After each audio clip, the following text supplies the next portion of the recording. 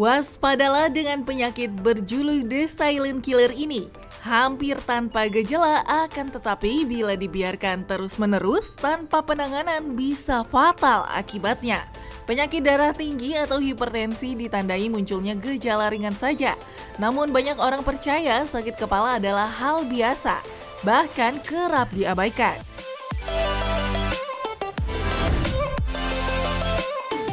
Padahal bisa saja ini pertanda Anda mengalami hipertensi atau tekanan darah tinggi. Hipertensi yang seringkali diabaikan bisa berakibat fatal hingga memicu munculnya stroke. Itulah mengapa penyakit hipertensi kini tak bisa dianggap penyakit biasa.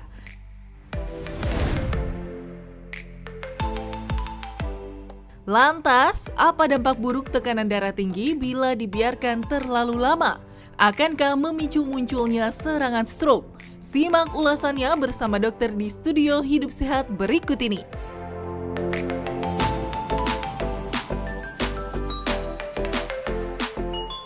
Hipertensi, pembunuh yang mematikan ya. Di Indonesia kira-kira itu 1/5 rakyatnya kemungkinan punya hipertensi. Dan kemarin terjaring mungkin karena vaksinasi tensi tiba-tiba tinggi. Nah ini dapat menyebabkan stroke, tiba-tiba lumpuh sebelah badannya. Nah sebenarnya apa sih gejala awalnya, bagaimana mendeteksinya, dan bagaimana mengobatinya? Hari ini kita akan bahas bersama dengan Dr. Pidong Dido Nugroho, spesialis penyakit dalam, konsultan ginjal hipertensi. Nah dokter, apa kabar dokter? Baik ya dokter ya. Nah dokter langsung aja dok ya. Ini Intan udah menyiapkan fakta mitos ya. Iya dokter. Nah dokter, hipertensi ini kan kata dokter Vito tadi diem-diem ya dokter ya. Nah ini ada fakta dan mitos yang beredar nih dokter. Ini katanya hipertensi juga disebut sebagai silent killer karena tidak menimbulkan gejala atau keluhan apapun. Ini fakta atau mitos dok? Itu fakta ya. Fakta dok? Ya, karena kebanyakan dari pasien hipertensi tidak mengetahui dia menderita hipertensi. Kita lihat data dari Riskerdas tahun 2018, ya, kita tahu bahwa hipertensi 34,1% pada masyarakat Indonesia yang usia lebih dari 18 tahun. Ya. Dan ternyata yang telah terdiagnosis hipertensi cuma 8%.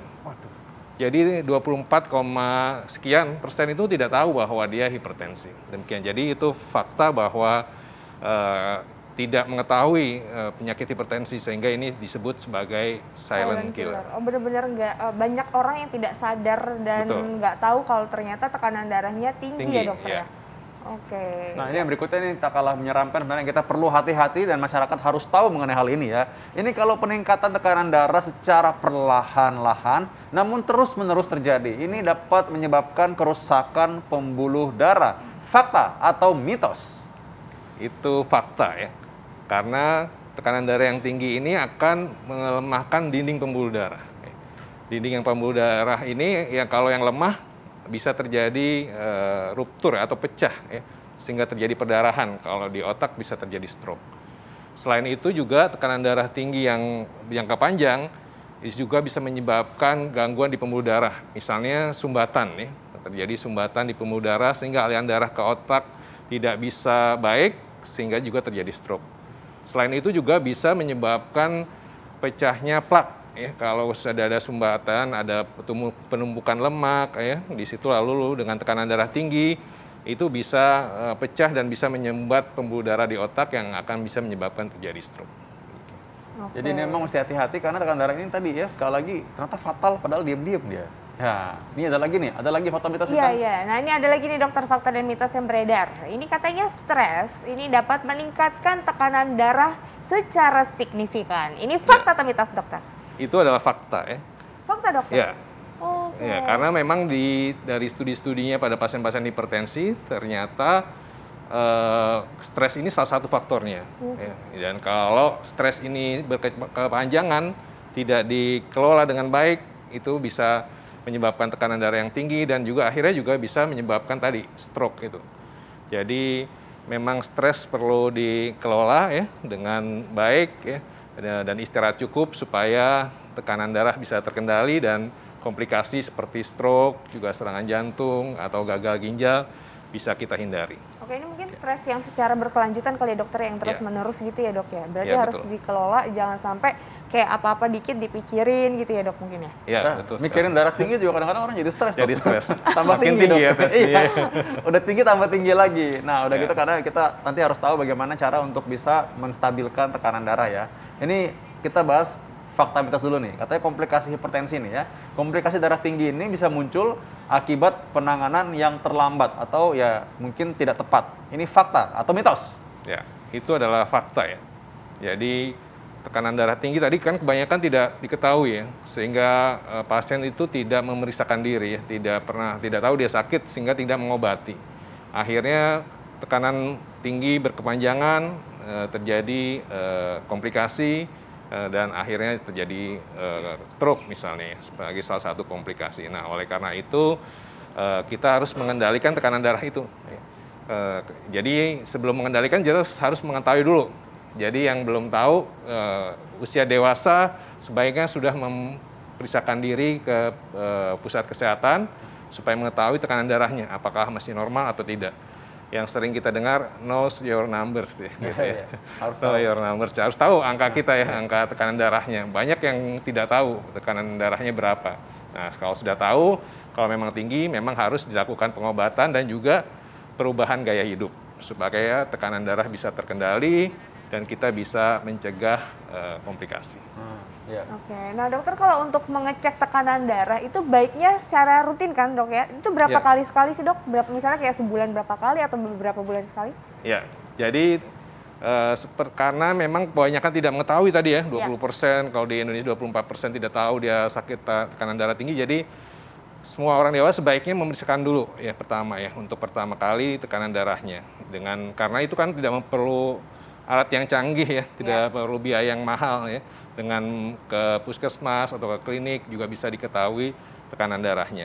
Kalau dia normal gitu ya, bagus ya, tidak perlu sering-sering sih. Antara 6 bulan sampai 1 tahun diulang lagi untuk memonitor apakah sudah terjadi tekanan darah tinggi atau tidak ya. Tapi kalau tinggi ya harus segera ke dokter supaya dipastikan memang ini hipertensi atau bukan, lalu bisa diberikan pengobatannya. Nah dok, pada saat kita periksa seandainya kita pernah menemukan darah kita tekanannya tinggi, itu harus langsung periksakah atau misalnya itu masih aman tapi asalkan jangan berulang atau gimana tuh dok? Maksudnya batasnya? Memang untuk diagnosis tekanan darah tinggi diperlukan beberapa kali pemeriksaan. Jadi kalau baru sekali pemeriksaan, misalnya kemarin karena vaksin ya, takut vaksin dia tensinya tinggi ya, banyak orang-orang seperti itu mau vaksin diketahui tensinya tinggi. Tapi kalau lalu diulang lagi di pusat kesehatan gitu ya, atau di dokter, di klinik, kalau terus dia ternyata normal, ya mungkin bukan, itu hanya peningkatan sesaat. Tapi kalau sudah 2 atau 3 kali pemeriksaan, tekanan darah tetap tinggi, itu bisa didiagnosis sebagai hipertensi.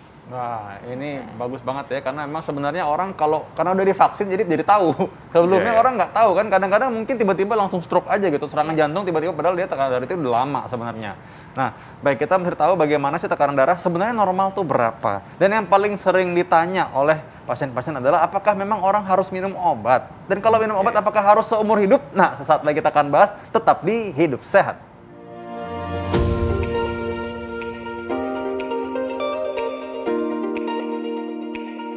Stroke penyakit yang paling ditakutkan banyak orang. Sebab penyakit mematikan ini seringkali muncul tiba-tiba tanpa gejala. Stroke biasanya terjadi akibat adanya gangguan fungsi otak terjadi secara tiba-tiba. Namun kita perlu mengetahui sederet fakta tentang stroke agar bisa melakukan pencegahan sedini mungkin. Apa sajakah itu? Berikut informasinya untuk Anda. Pertama, banyak mitos beredar kalau stroke hanya bisa menyerang lansia saja. Namun faktanya banyak anak muda yang kini justru terserang penyakit mematikan ini. Mengonsumsi makanan yang tinggi lemak serta kurangnya melakukan aktivitas fisik meningkatkan risiko anak muda bisa terserang penyakit ini.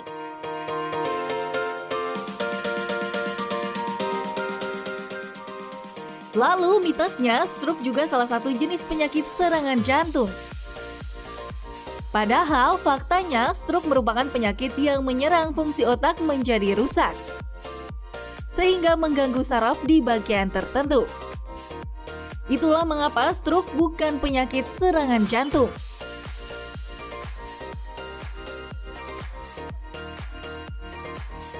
Selanjutnya, mitosnya stroke sulit dideteksi.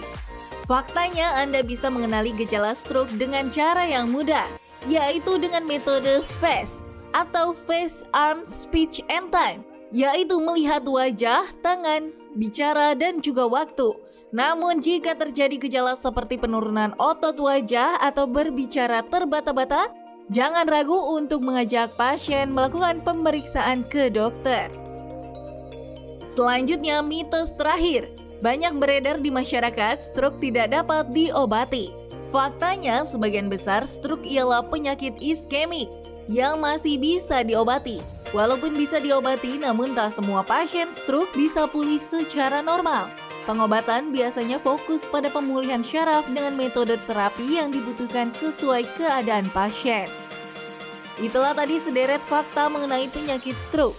Semoga bisa menjadi informasi tambahan kesehatan untuk Anda ya pemirsa.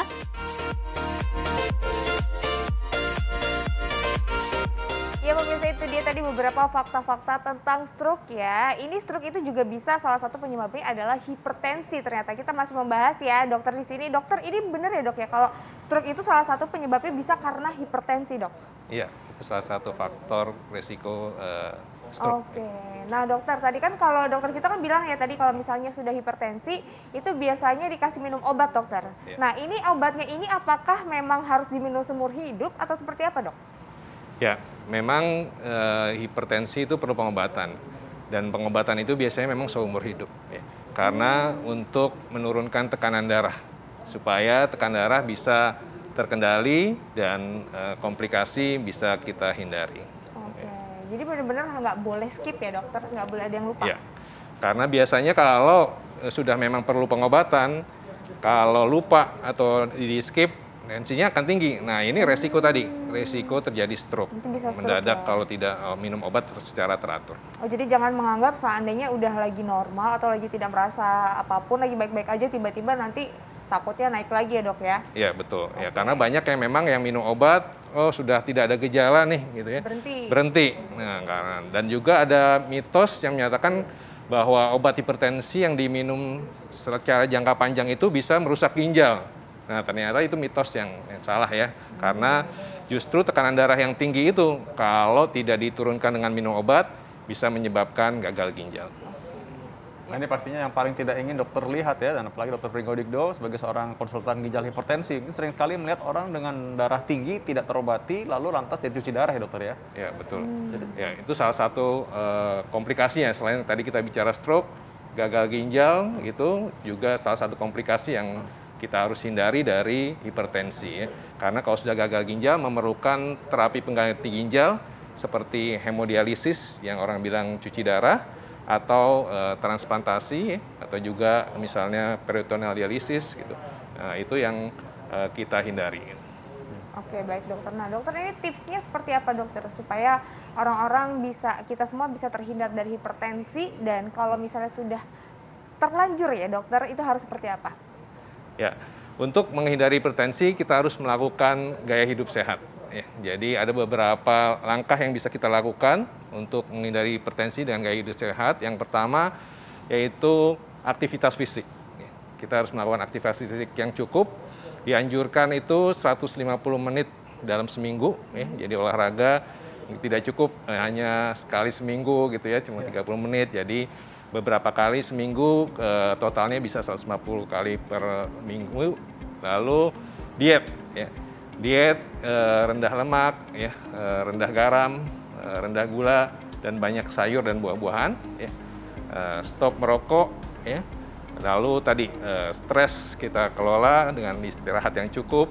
Nah kalau memang tekanan darahnya tinggi, memerlukan pengobatan supaya tekanan darah bisa diturunkan dan terkendali dan komplikasi bisa dihindari. Nah, itu dia, menghindari komplikasi cuci darah ataupun stroke dari darah tinggi. Ternyata sebenarnya adalah dengan menerapkan pola hidup sehat. Jadi hidup sehat. Karena itu kita selalu membagikan hidup sehat itu selalu setiap hari Senin sampai Jumat pukul 9 waktu Indonesia Barat. Tetap saksikan terus ya. Iya, pastinya harus terus saksikan hanya di TV One. Saya Intan Salmadina. Saya Dr. Vito Damai, Indonesia hidup sehat.